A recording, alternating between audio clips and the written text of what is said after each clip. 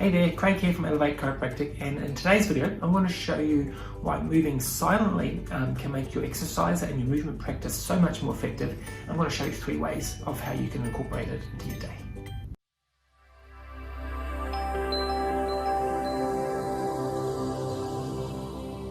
Quite often we'll find that when we're moving around, we tend to just sort of flop around and we don't really control what we're doing. If you think about getting into a chair, for example, we'll just sort of flop down and we sort of bang into it and we aren't really controlling what we're doing.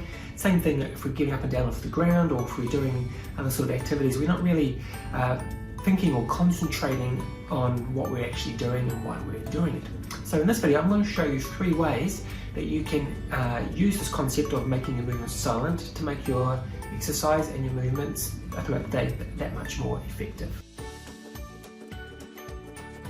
Our first tip here is with the anti-fragile matrix. Now, I talked about this in the last video, but basically what it is a way of adding some movement into your day.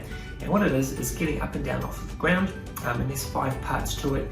It's lying onto your stomach, standing back up, lying onto your back, standing back up, onto your left side, your right side, and then doing a 4-second plank.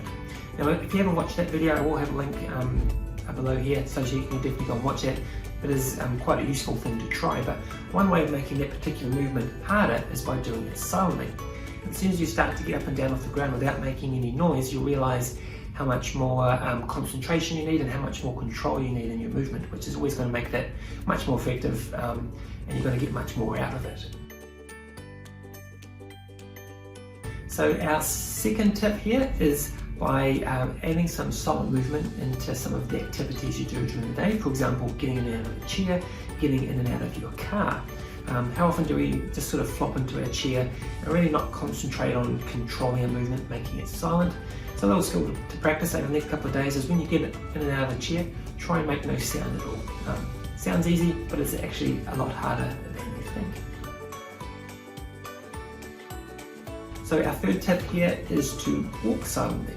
We were staying at home that the baby rhinos out. You can hear them thumping around upstairs and their heels striking and banging their feet onto the ground. So we want to try and avoid that and think about how you can walk silently, at least for a few minutes at a time. So if you're going out for a walk or you're walking around the house, just try and make some of your movements silent. And you're going to realise how much more mental concentration requires in order to do that movement silently. It's going to make it harder, you're going to make your muscles work harder, and you'll definitely feel that you will be a bit more tired if you're making your movement silent, just because of the extra amount of concentration and effort required to do it. So there you have 3 ways of how you can use silent movement and to make your exercise that much more efficient and effective. I really suggest you try those. If you have any comments, please comment down below, or feel free to give me a call at the clinic on 09 413 5312 and I can answer those questions for you. But until next time, take care and we'll see you soon.